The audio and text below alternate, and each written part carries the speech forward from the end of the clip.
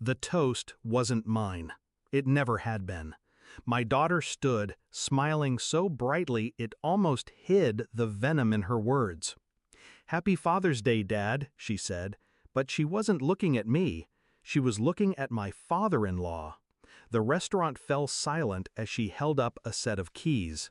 "Here's your new car." Applause. Laughter. My wife kissed her father's cheek. Then my daughter turned her gaze to me. "The mortgage is due Sunday." It wasn't a joke. I knew the tone. It was an order. I raised my glass, pretending to drink, but my throat was dry. I'd been replaced, not in title, but in meaning, and they wanted me to pay for it. It hadn't started this way. I met my wife when I was 24. She had a sharp smile, a quicker wit, and a way of making me feel like the room got brighter when she walked in. Her father didn't like me. Ambitionless, he called me once, but I ignored it. We built a life, a daughter, a home. I worked, saved, sacrificed. I missed vacations, skipped hobbies, poured every spare dollar into the family. Her father, he was always there, always the hero with gifts. A new phone for her, a bike for my daughter, but never without strings. Every gift was a reminder he could provide more than I could. I thought it was harmless. I thought family was bigger than pride. Then I started noticing things. The joint account would be short without explanation. My wife would borrow from my business savings, promising to replace it. My daughter, once warm, once mine, began echoing her grandfather's words. "You work too much for too little. Granddad says I should aim higher than you did." I let it slide. I told myself it was just teenage talk. But the dinner proved it wasn't. It was indoctrination. When they handed him the car and handed me the mortgage, something inside me clicked into place.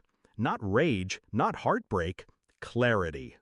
I didn't argue at the table. I smiled, ate my meal, paid the bill, of course I did. But that night, when the house was quiet, I packed a bag. Clothes, documents, my laptop. I left a note on the kitchen counter. It didn't say goodbye. It said, "Check the account. Step 1, financial extraction." I'd been quietly preparing for years without realizing it. Every major purchase was in my name. The deed to the house? Me. The business? Me. My wife had access, yes, but I had control. That night, I moved the business funds into a new account she didn't know existed, canceled her access to the company credit line, froze the joint card. By morning, they would wake up to discover the stream had dried. Step 2, leverage. My father-in-law's new car, bought under my company's lease program, the one tied directly to my business license. Legally, it wasn't his yet, and defaulting on the lease would send it straight back to the dealer. I called the leasing manager at sunrise, told him to cancel the delivery. By 9 a.m., the keys in my daughter's hand were just a piece of useless metal. Step 3, information.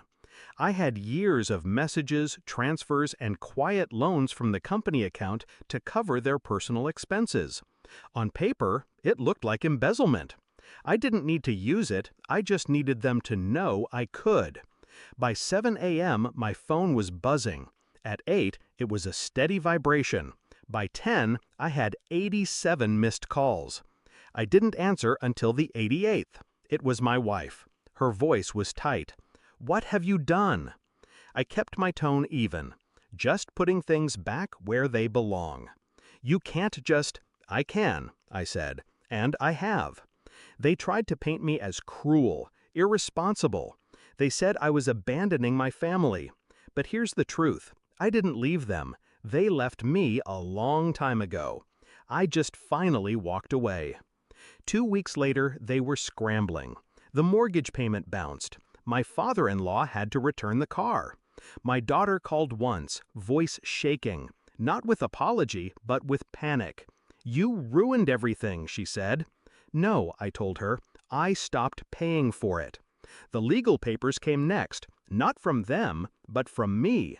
I filed for separation, asset division, and removal of my wife's name from the business entirely. The evidence of financial misuse made it easy. The court froze what little was left in the joint account. Her father tried to intimidate me, showed up at my office. I didn't even invite him in. I just handed him a single sheet of paper, a detailed list of the transactions from my business account to his personal expenses over the last 5 years. "This is a copy," I said. "The other is with my lawyer. Try me." He left without another word. The final blow came a month later, during mediation. The mediator asked about financial responsibility moving forward. I slid the mortgage documents across the table, the ones with only her name on them after I'd refinanced the house out of mine.